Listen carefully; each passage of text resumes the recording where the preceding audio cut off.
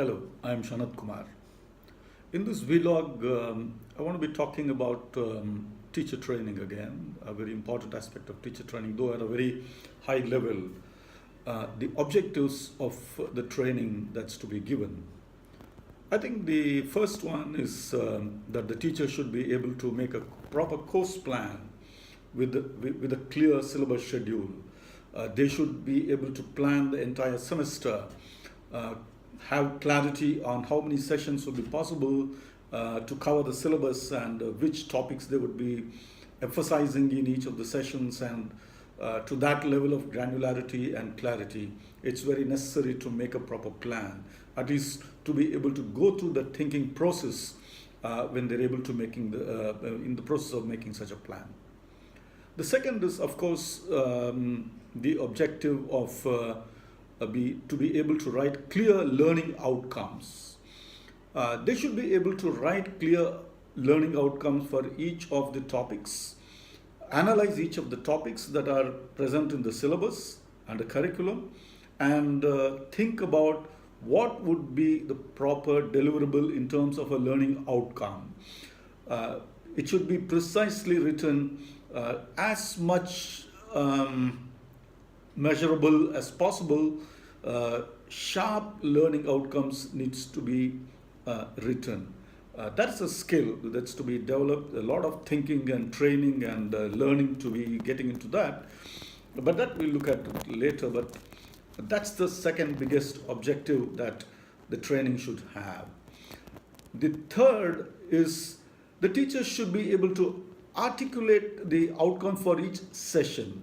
Now, this is mapping your syllabus schedule with the learning outcomes that you have written for the topics in the syllabus, so that you come down to the level of each session that you're going to be taking, and in that session, what learning outcome needs to be there, and clearly articulate the outcome for those 60 minutes of the class or whatever time that you will be devoting in that particular session. But that's something that we'll talk about in some other vlog. But the point is that now we are talking about mapping the syllabus schedule with the learning outcomes that you develop for the syllabus, and making sure that each session that you take is mapped clearly in terms of the outcomes for each session. So you now have a plan which will tell you that each session that you're going to be taking for the students has clearly articulated outcomes at the end of it.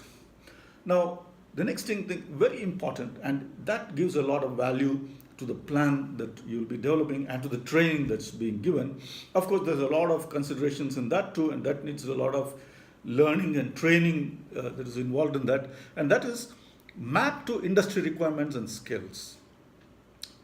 Of course, the syllabus will give us some broad view of what the topics are and what is to be covered and how it is to be dealt with in the classroom. But it's important that the teacher and in the training at least, they should be going through the process of researching the industries and looking at how these learning outcomes are relevant in the industries, and make sort of notes so that they're able to map these learning outcomes to the industry skills, industry outcomes, and what gives value to these learning outcomes in terms of the industry perspective.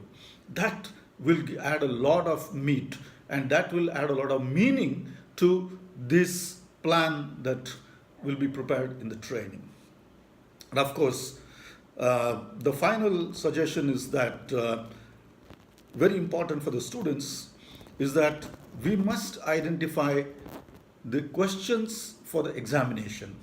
That involves going through the past examination papers, identifying the most important topics for the examination, and being able to articulate the questions that the students need to be prepared for the examination. It is not that we are spoon feeding them on this, because this is very important, at least for the Indian system. In our country, the examinations are still somewhat more based on the syllabus. So it's very important that we focus on this and get the students prepared for the examination. And this deliberation will make sure that the students have, for each course, a clear set of questions that they can look at and prepare themselves for the examination. I'm sure that will take care of at least 70 to 80% of the preparedness for the examination, and they don't need to really worry about the examination at the last minute. It's not like you're hitting the race in the last minute and getting all tense and confused. But these 5 points must be clearly mentioned as objectives for the teacher training at the very high level. There are many more sub-objectives and many more targets that we could be discussing, but these are the big 5 I feel are important to make any teacher training very effective, at least in our context.